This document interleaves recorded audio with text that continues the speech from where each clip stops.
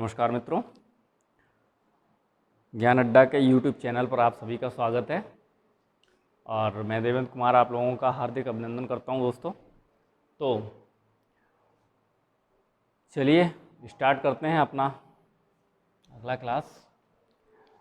और आज नया टॉपिक स्टार्ट करने से पहले आप लोगों को बता दें कि कल का जो वीडियो था हमारा बीच में थोड़ा इनकरप्ट हो गया था। तो जहाँ से इनकरप्ट हुआ था वहाँ से थोड़ा हम उसे रिवाइज कर लें, उसके बाद फिर अगला अनुच्छेद पर चर्चा करेंगे। ठीक है, तो कल मैं आपको अनुच्छेद 13 के बारे में समझा रहा था और अनुच्छेद 13 मैंने पूरा समझाने के बाद आप लोगों को उसके कुछ पॉइंट्स रह गए थे जो नोट करवा रहा था। और शायद मैंने आप लोगों को न्यायिक पुनरावलोकन की शक्ति न्यायालय के साधारण क्षेत्राधिकार में दे दी गई है, इसके बारे में चर्चा कर रहा था।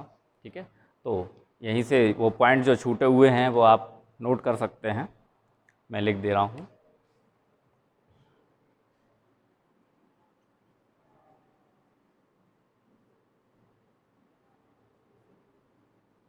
ठीक है,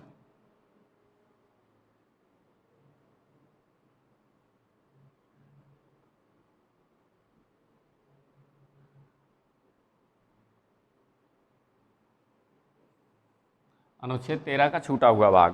तो छूटे हुए में 2-3 पॉइंट छूट गए थे। ठीक है, उसमें आप लिख सकते हैं।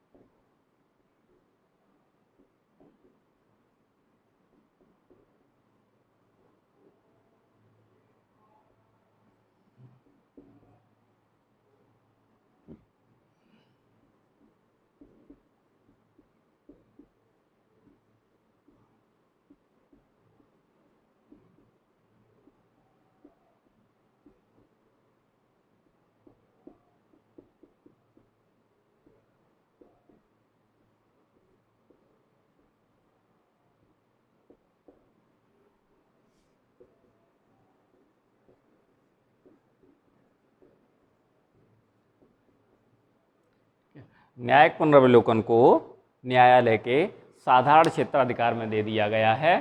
ठीक है, और ये इस बात को बताता है अनुच्छेद 13। ठीक है, अनुच्छेद 13 कहता है कि न्यायिक पुनरावलोकन को न्यायालय के साधारण क्षेत्राधिकार में दे दिया गया है। ठीक है, और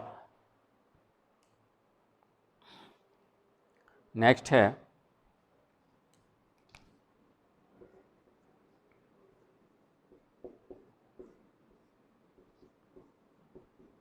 कोई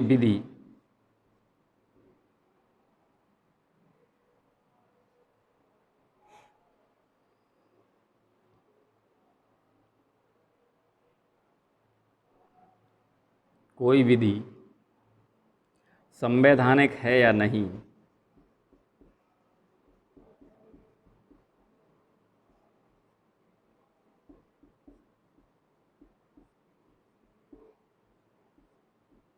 ठीक है, इसका निर्णय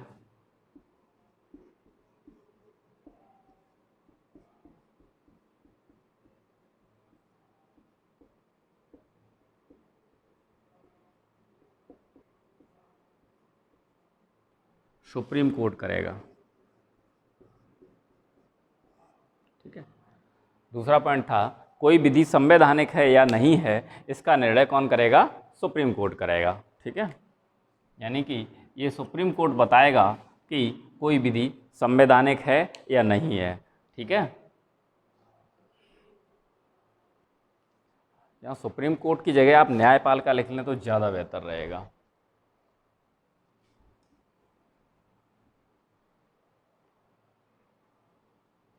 इसका निर्णय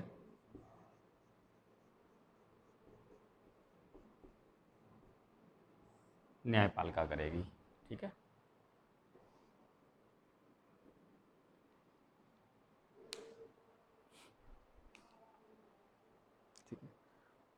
चलिए अब अगला हेडिंग है आपका अगला पॉइंट कि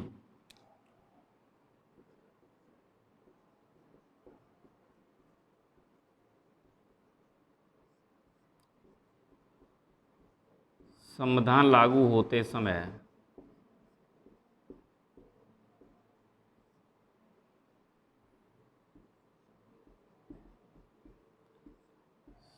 सात मूल अधिकार थे।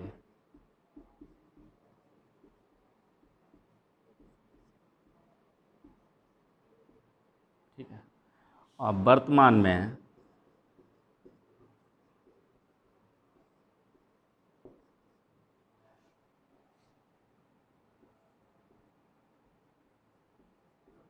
छह मूल अधिकार हैं।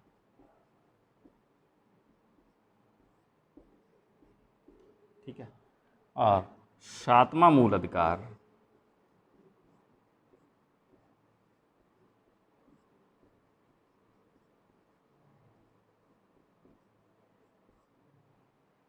संपत्ति के अधिकार को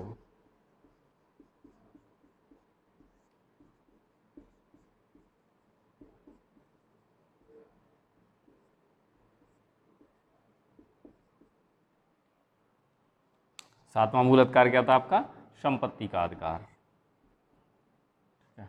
इसको क्या किया गया 44वें संविधान संशोधन द्वारा।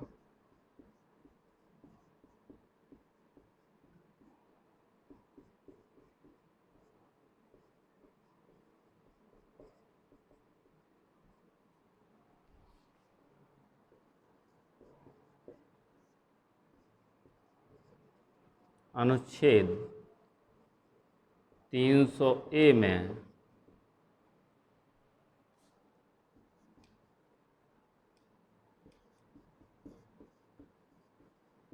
जोड़कर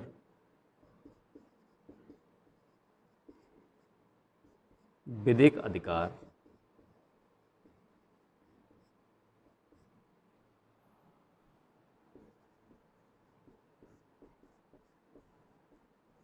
बना दिया गया। ठीक है।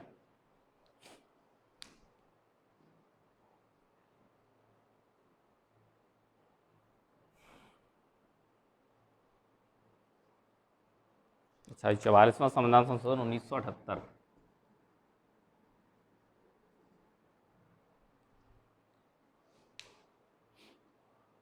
ठीक है। तो इतना ये छूट गया था कल की क्लास में, वो किन्हीं टेक्निकल समस्या के कारण वीडियो रुक गई थी और वो सही नहीं बन पाया था पूरा। ठीक है। तो ये इतना छूट गया था, वो मैंने आज इसको कवर करा दिया। छूटा था आपका न्यायिक पुनरावलोकन, इसको न्यायालय के साधारण क्षेत्र अधिकार में दे दिया गया है। ठीक है। और संवैधानिक कोई विधि संवैधानिक है या नहीं है, इसका निर्णय न्यायपालिका करेगी। ठीक है। संविधान लागू होते समय 7 मूल अधिकार थे, अब वर्तमान में कितने? 6 मूल अधिकार हैं। और 7वां मूल अधिकार जो थे, संपत्ति का अधिकार जो था, वो आपका विधिक अधिकार बना दिया गया। ठीक है। वो आपका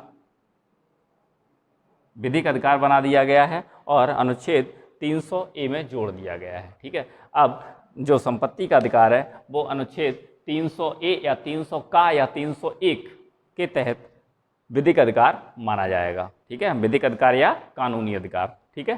तो नोट कर लीजिए, इसके आगे फिर बढ़ते हैं। नोट कर लिया होगा, चलिए।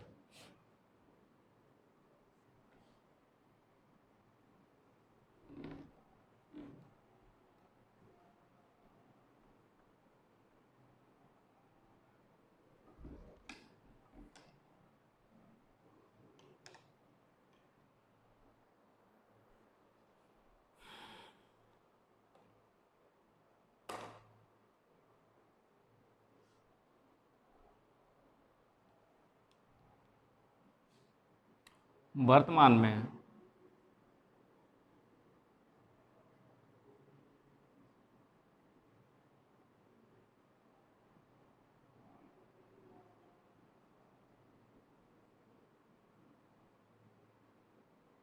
छह मौलिक अधिकार हैं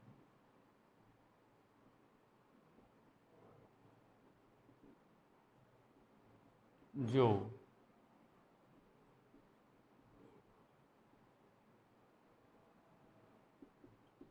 निम्नलिखित हैं।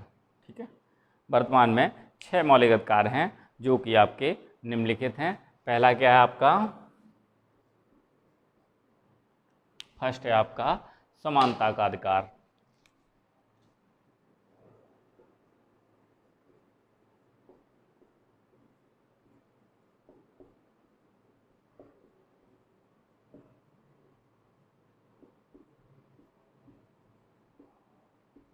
अनुच्छेद 14 से 18 तक। ठीक है, अनुच्छेद 14 से 18 तक ये है आपका समानता का अधिकार। दूसरा है आपका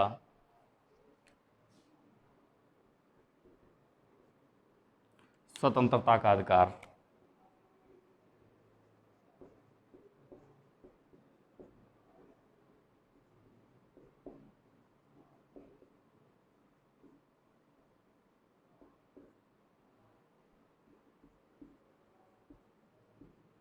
अनुच्छेद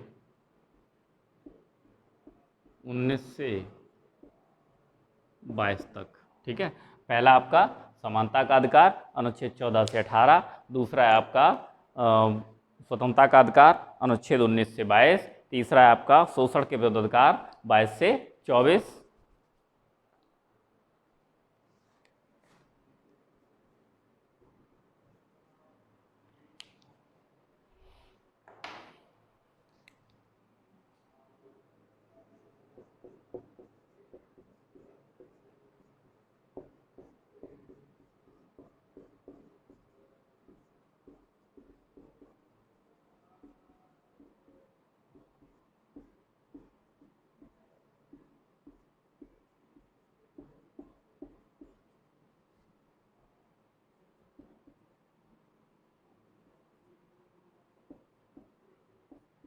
ठीक है, आपका तीसरा है शोषण के विरुद्ध अधिकार अनुच्छेद 23 से 24 तक। फिर है आपका धार्मिक स्वतंत्रता का अधिकार 25 से 28 तक।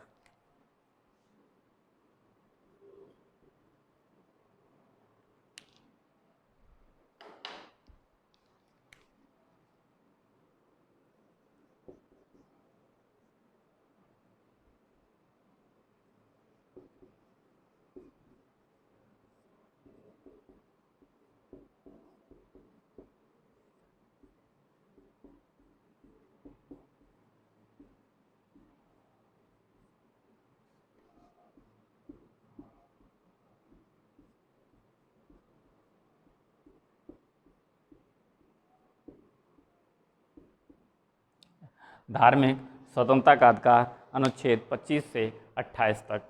ठीक है,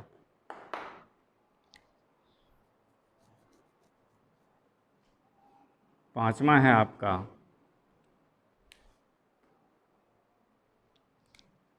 अल्पसंख्यकों के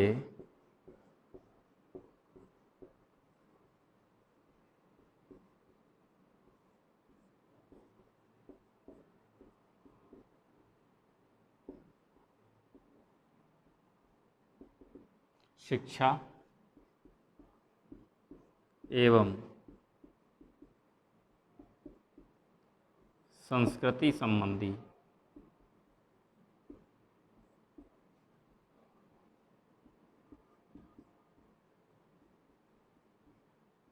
अधिकार अनुच्छेद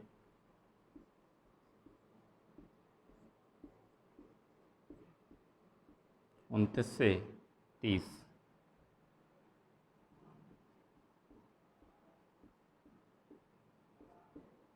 ठीक है, अल्पसंख्यकों के शिक्षा एवं संस्कृत संबंधी अधिकार अनुच्छेद 29-30 है ना। और छठवां है आपका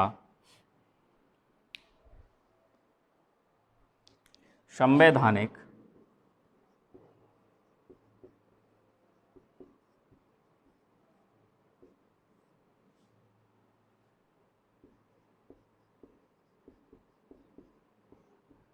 उपचारों का अधिकार अनुच्छेद 32। ठीक है, इस तरह से हमें ये 6 मूल अधिकार प्रदान किए गए हैं। पहला है आपका समानता का अधिकार अनुच्छेद 14 से 18 तक, उसके बाद स्वतंत्रता का अधिकार अनुच्छेद 19 से 22 तक, शोषण के विरुद्ध अधिकार अनुच्छेद 23 से 24 तक, और धार्मिक स्वतंत्रता का अधिकार 25 से 28 तक, अल्पसंख्यकों की शिक्षा एवं संस्कृति संबंधी अधिकार 29 से 30 तक, और आपका संवैधानिक उपचारों का अधिकार अनुच्छेद 32। ठीक है, अब हम इनकी एक एक अनुच्छेद की विस्तार से चर्चा करेंगे। ठीक है, नोट कर लीजिए इसको। चलिए,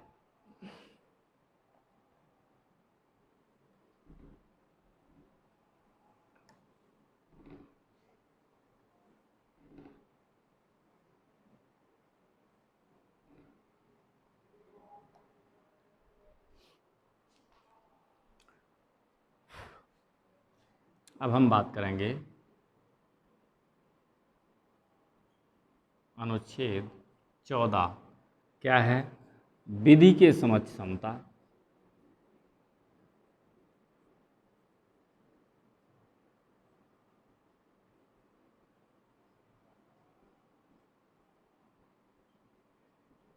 एवं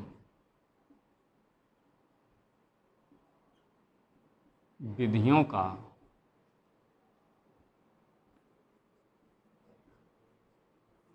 समान संरक्षण। ठीक है, अनुच्छेद 14 कहता है कि विधि के समक्ष समता एवं विधियों का समान संरक्षण, ये आपका अनुच्छेद 14। अब हमें इनके एक एक शब्द की अलग अलग मीनिंग समझने हैं, जिससे ये समझ में आए कि ये क्या कहना चाह रहा है। ठीक है, तो समता का मतलब होता है समानता। ठीक है, और समता का मतलब होता है समानता, और इसकी प्रकृति कैसी होती है? नकारात्मक। ठीक है, और समान संरक्षण का मतलब होता है कि जो संरक्षण मिलेगा वो सभी को समान रूप से बटेगा। यानी कि समान संरक्षण जो होता है, इसकी जो प्रकृति होती है ये होती है सकारात्मक।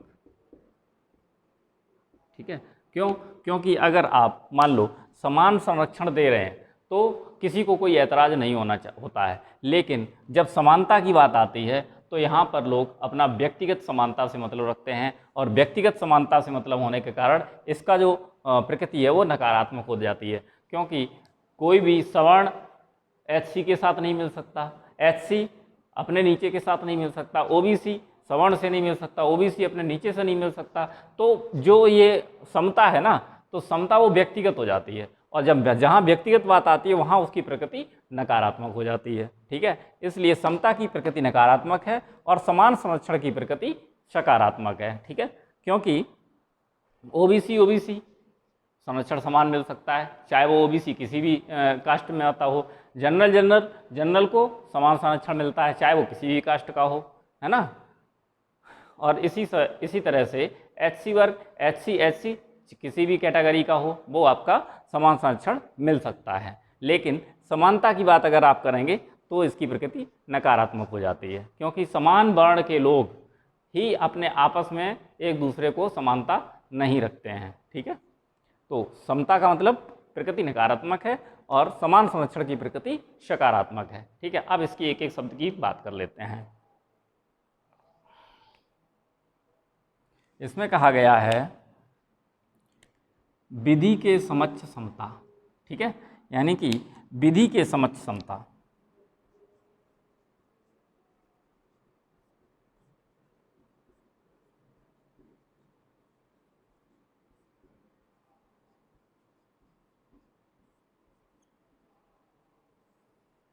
विधि की समझ की समता की बात करें तो विधि की समझ समता जो है वो आपका ब्रिटेन से लिया गया है। ठीक है, कहाँ से लिया गया है? ब्रिटेन से, या इसी को कहते हैं इंग्लैंड।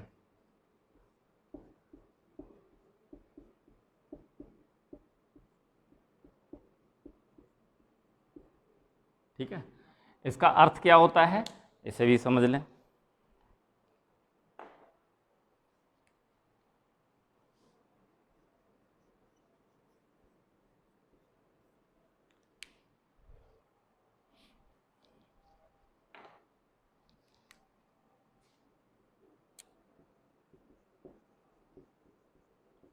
समान परिस्थिति में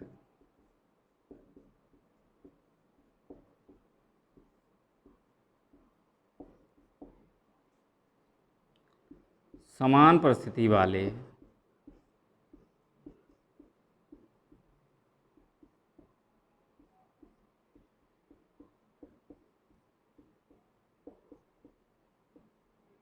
व्यक्ति के समान परिस्थितियों में समान परिस्थिति वाले व्यक्ति के साथ विधि द्वारा दिए गए विशेषाधिकारों को के साथ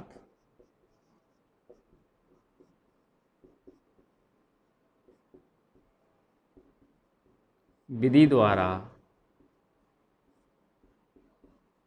दिए गए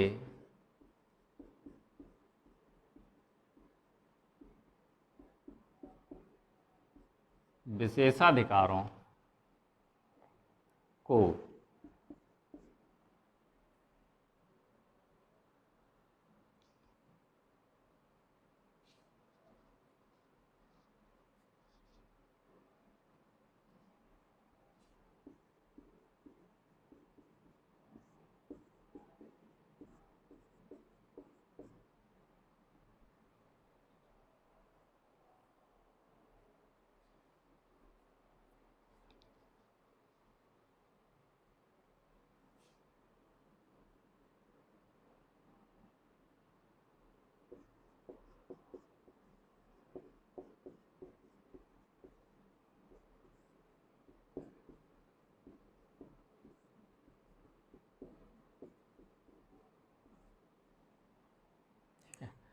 विधि के समझ क्षमता का अर्थ होता है कि समान परिस्थितियों में समान परिस्थिति वाले व्यक्ति के साथ विधि द्वारा दिए गए विशेषाधिकारों को समान रूप से अधिरोपित किया जाएगा, है ना। इसका मतलब ये हुआ कि यह समान वर्ण व्यवस्था की बात कर रहा है, ठीक है। यानी कि इसको अगर हम एक शॉर्ट रूप में लिखना चाहें तो यहाँ लिख सकते हैं, अर्थात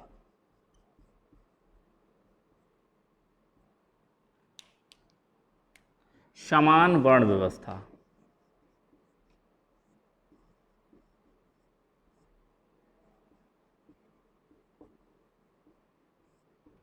ठीक है, अर्थात समान वर्ण व्यवस्था कैसे? देखो, मान लो कि उत्तर प्रदेश सरकार ने एक वैकेंसी निकाली, ठीक है, और जो वैकेंसी निकाली जाती है उसमें कोटे भी होते हैं, ठीक है। और कुछ कोटे में मान लो कि 50% कोटा जो होता है वो जनरल कैटेगरी में आता है ना। और जब जनरल कैटेगरी में 50% कोटा तो बाकी के जितने भी कैटेगरी हैं वो सब अदर कैटेगरी में आ जाते हैं। 50% में सभी आते हैं, उसमें 27% ओबीसी का भी होता है, 13% SC ST का भी होता है ना, कुछ उसमें विकलांग का भी होता है, कुछ आपके जो महिलाओं का भी होता है। तो इस टाइप से आरक्षण मिलता है, ठीक है। अब मान लो कि कोई वैकेंसी निकाली तो उसमें फीस जो रखी गई, ठीक है, उसमें रखी गई जनरल, ओबीसी, SC ST, ठीक है, फिजिकली हैंडीकैप्ड और वुमेन, ठीक है। इन लोगों के लिए इनका रखा गया कि इनकी फ़ीस है 1000, ठीक है, और इनकी फ़ीस है 500 रुपये, इनकी फ़ीस है 200 रुपये, इनकी फ़ीस है 100 रुपये, ठीक है, और इनकी फ़ीस है 0 और इनकी फ़ीस है 0, ठीक है। फिजिकली हैंडीकैप्ड की फ़ीस 0 कर दी गई है और फीमेल की फ़ीस भी 0 कर दी गई है। अब ये बात करता है कि समान परिस्थिति में समान परिस्थिति वाले व्यक्ति के साथ विधि द्वारा दिए गए विशेष अधिकारों को समान रूप से अधिरोपित किया जाएगा। इसका मतलब ये हुआ कि जनरल कैटेगरी में चाहे कोई भी अमीर हो, गरीब हो, ठीक है, चाहे आपका किसी भी कंडीशन में हो, उसको फीस 1000 रुपये ही पे करनी पड़ेगी। चाहे उसके पास खाने को कुछ भी ना हो, बिल्कुल गरीब हो तो भी उसे 1000 रुपये फीस पे करनी पड़ेगी, और चाहे वो करोड़पति हो तो भी उसे 1000 रुपये फीस करेगी। इसे कहते हैं समान परिस्थिति में समान परिस्थिति वाले व्यक्ति के साथ समान विशेषाधिकार, ठीक है। इसी तरह से ओबीसी को अगर 500 रुपये देने हैं फीस, तो ओबीसी वो चाहे कैसे भी कितनी भी उच्च लेवल पर हो या फिर कितने भी निम्न लेवल पर हो उसे आपको 500 रुपये उन्हें पे करने ही पड़ेंगे। इसी तरह एससी को 200 रुपये, एससी वर्ग में चाहे कितना पैसे वाला हो चाहे बिल्कुल गरीब हो, है ना, वो भी 200 रुपये पे करेगा। यानी कि समान परिस्थितियों में समान परिस्थिति वाले व्यक्ति, इसे कहते हैं समान परिस्थिति में समान परिस्थिति वाले व्यक्ति, यानी एसटी है तो वो 100 रुपये पे करेगा, चाहे वो करोड़पति हो चाहे वो जीरो हो, चाहे वो बिल्कुल गरीब हो चाहे वो भूख से मर रहा हो, लेकिन अगर उसे फॉर्म डालना है तो 100 रुपये पे करना पड़ेगा। इसी को कहते हैं समान परिस्थिति में समान परिस्थिति वाले व्यक्ति के साथ समान व्यवहार, है ना। और फिजिकली हैंडीकैप्ड का 0 है तो, और फीमेल का भी 0, तो चाहे फीमेल एससी की ही हो, ओबीसी की हो, जनरल की हो, चाहे एसटी की हो, किसी भी कैटेगरी की फीमेल है तो वो 0 फीस देगी, उस पर फीस नहीं लगेगी, है ना। या फिजिकली हैंडीकैप्ड है तो फिजिकली हैंडीकैप्ड चाहे वो जनरल कैटेगरी का हो, चाहे वो आपका एससी कैटेगरी का हो, चाहे वो आपका ओबीसी कैटेगरी का हो, चाहे किसी भी कैटेगरी का हो, फीस उसे 0 ही पे करनी है। तो यहाँ पर विधि के समान समता का मतलब है कि विधि के समान समता का मतलब है कि समान परिस्थितियों में समान परिस्थिति वाले व्यक्तियों से विधि द्वारा दिए गए विशेषाधिकारों को समान रूप से अधरोपित किया जाएगा। ठीक है, बात समझ में आई। तो विधि की समझ समता क्या है, वो समान वर्ण व्यवस्था की बात करता है, ऐसे आप समझ लीजिए शॉर्ट में। ठीक है, बात समझ में आई, चलिए नोट करिए। उसके बाद बात करते हैं विधियों का समान संरक्षण पे।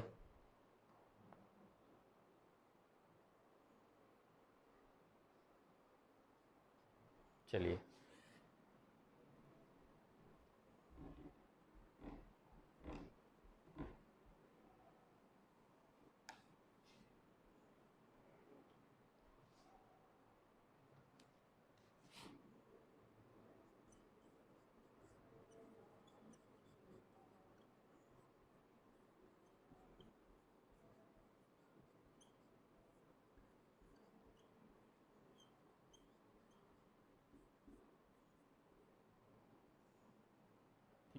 विधियों का समान संरक्षण, ये कहाँ से लिया गया है, अमेरिका से।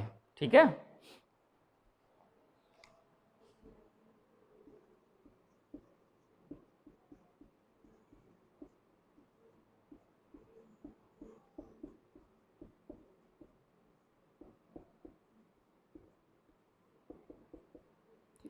यह अमेरिका से लिया गया है विधियों का समान संरक्षण। और इसका मतलब होता है कि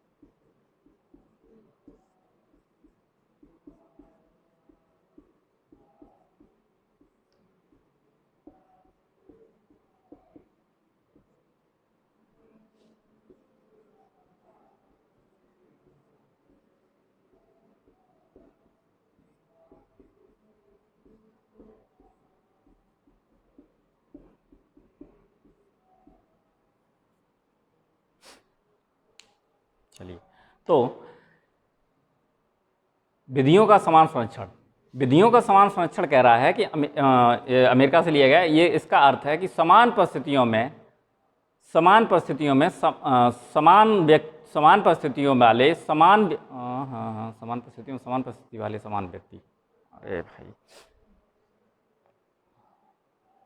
समान परिस्थिति वाले समान व्यक्तियों के साथ समान व्यवहार किया जाएगा। ठीक है, समान परिस्थिति वाले समान व्यक्तियों के साथ समान व्यवहार किया जाएगा। इसका मतलब ये हुआ कि जिन जिन व्यक्तियों की परिस्थितियां एक जैसी हैं, ठीक है, उनके साथ एक जैसा व्यवहार किया जाएगा। मान लो कोई 2 राजनेता हैं, अगर 2 राजनेता किसी बात को लेकर कोर्ट में जाते हैं तो उनके साथ एक जैसा दोनों के साथ व्यवहार होगा।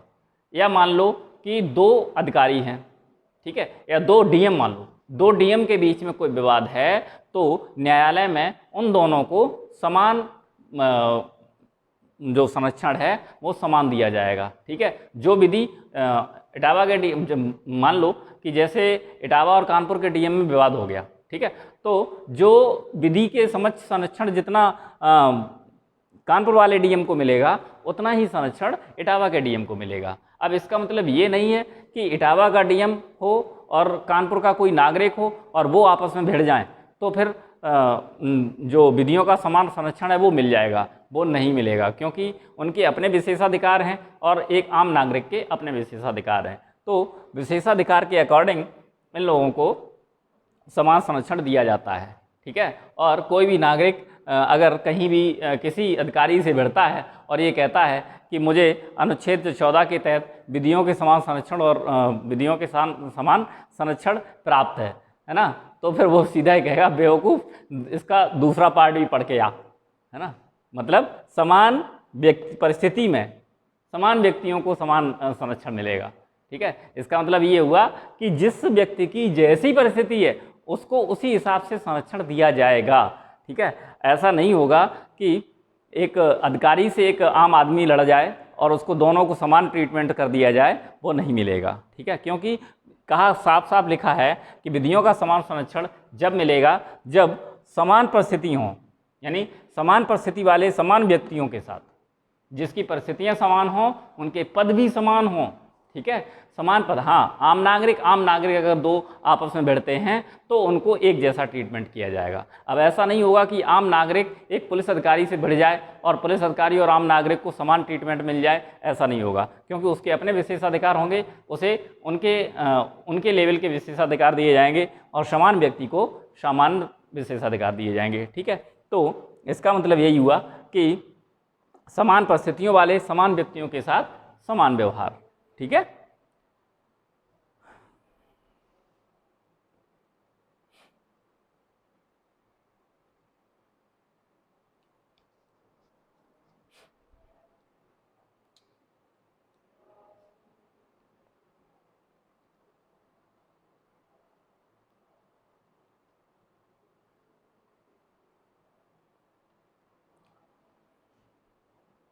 चलिए, तो ये था आपका अनुच्छेद 14, ठीक है। और अनुच्छेद 14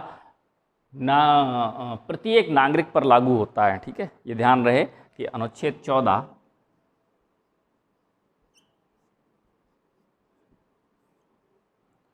ये प्रत्येक नागरिक पर लागू होता है,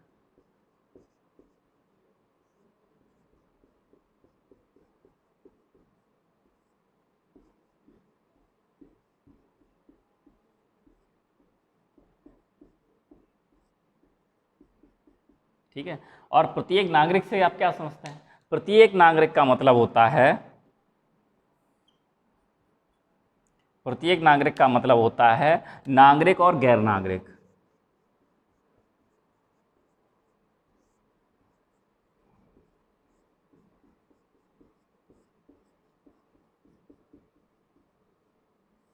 ठीक है। प्रत्येक नागरिक का मतलब होता है नागरिक और गैर नागरिक। अब आप सोचेंगे नागरिक कौन है, गैर नागरिक कौन है? नागरिक का मतलब होता है जिसको इस देश की नागरिकता प्राप्त है, वो नागरिक है, और गैर नागरिक वो है जिस व्यक्ति को इस देश की नागरिकता प्राप्त नहीं है, यानी कि विदेशी है, ठीक है। गैर नागरिक का मतलब विदेशी,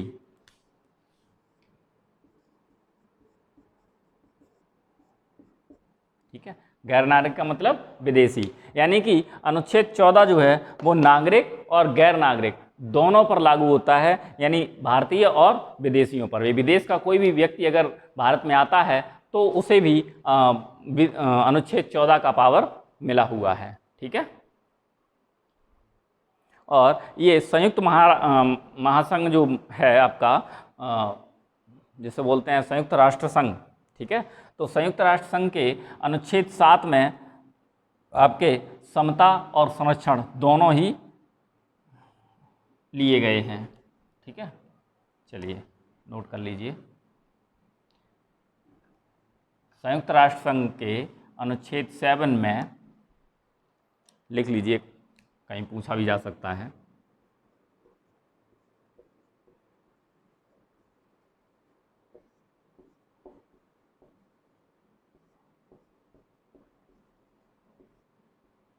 संयुक्त राष्ट्र संघ का जो वो है मानवाधिकार का घोषणा पत्र, ठीक है।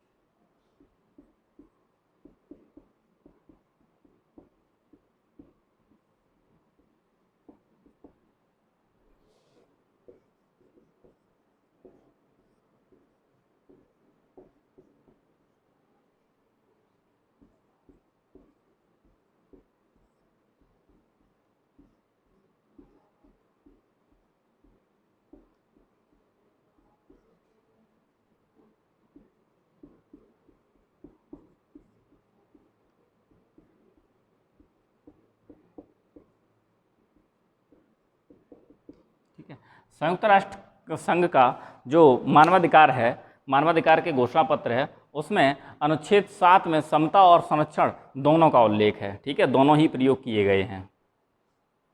ठीक है,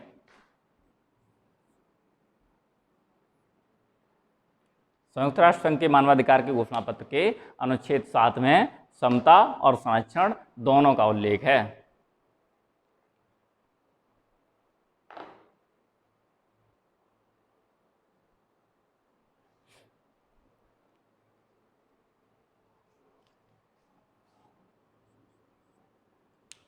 अगला है अनुच्छेद 14 के प्रावधान जो भी हैं उनमें अनुच्छेद 368 के तहत संशोधन नहीं किया जा सकता है, लेकिन मेनका गांधी बनाम भारत संघ 1978, मेनका गांधी बनाम भारत संघ 1978 में यह निर्णय दिया गया कि जो अनुच्छेद 14 है यह आपका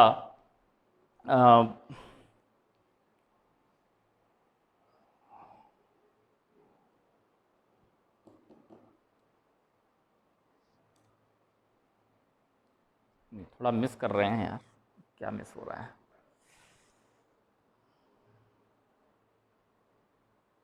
हाँ सॉरी, जो अनुच्छेद 14 के प्रावधान को अनुच्छेद 368 के प्रावधान में के तहत संशोधन नहीं किया जा सकता है, ये निर्णय दिया गया था मेनका गांधी बनाम भारत संघवाद 1978 में। ठीक है,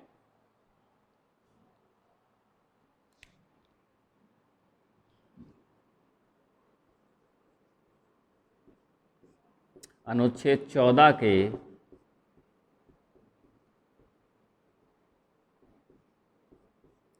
प्रावधानों को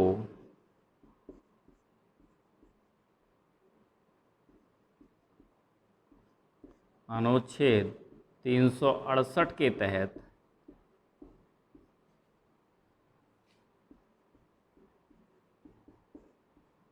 संशोधन नहीं किया जा सकता।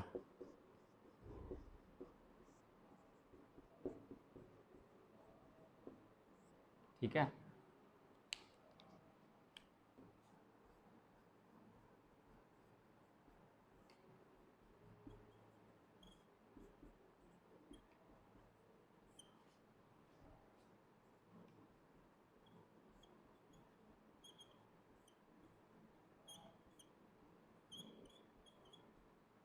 ठीक है, ये कहा गया था मेनका गांधी बनाम भारत संघवाद 1978। ठीक है,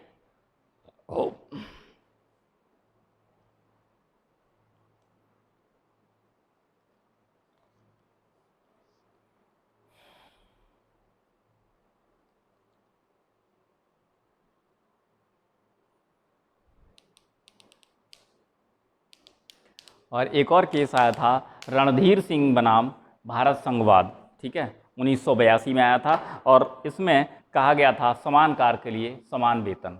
ठीक है,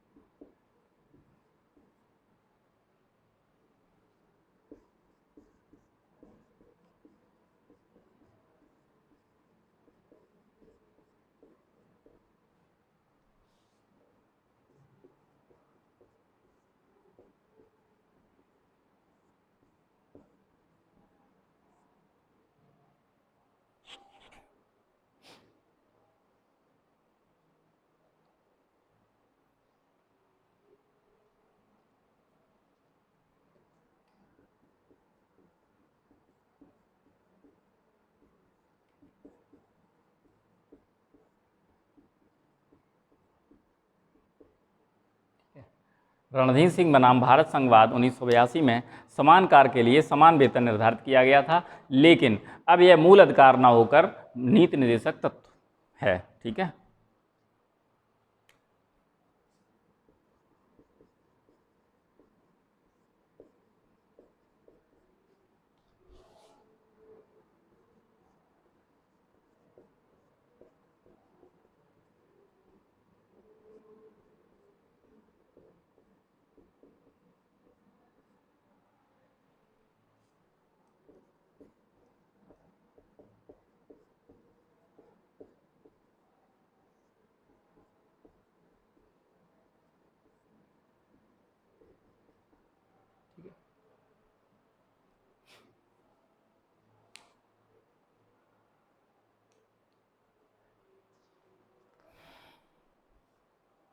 तो ये था आपका अनुच्छेद 14। आशा करते हैं आप लोगों को समझ में आया होगा, ठीक है। और जो भी ना समझ में आए तो प्लीज़ कमेंट कर दिया करें आप लोग, ताकि हम अगले जो क्लास में है उसको पूरी तरह से विश्लेषण कर सकें, ठीक है। चलिए, तो आज के लिए इतना ही। कल फिर अनुच्छेद 15 पर बात होगी, ठीक है। अब चूंकि अनुच्छेद 15 जो है वो आज पूरा नहीं हो पाएगा, काफ़ी बड़ा है और इम्पॉर्टेंट भी है, उसे समझने में भी टाइम लगेगा और उसे समझाने में भी टाइम लगेगा। और मैं चाहता हूँ कि जो भी आप जितना भी पढ़ें वो एकदम सॉलिड तरीके से पढ़ें, ताकि वो दिमाग में बैठता चला जाए, ठीक है। तो मिलते हैं कल, तब तक के लिए बहुत बहुत धन्यवाद आप लोगों का।